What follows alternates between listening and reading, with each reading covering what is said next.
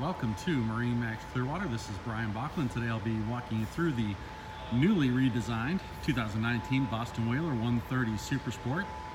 And we'll take a peek at the new additions for this recently redesigned classic. Up in the bow, very nice integrated anchor storage locker. Nice cockpit. We do have the option to put a cooler and cooler seat to the port side of the helm. Moving in closer to the helm, we'll see one new addition, and it is the integration of dry storage.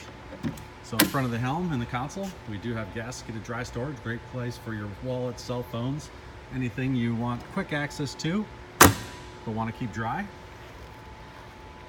Again, still the very functional and stylish helm layout. Bench seat.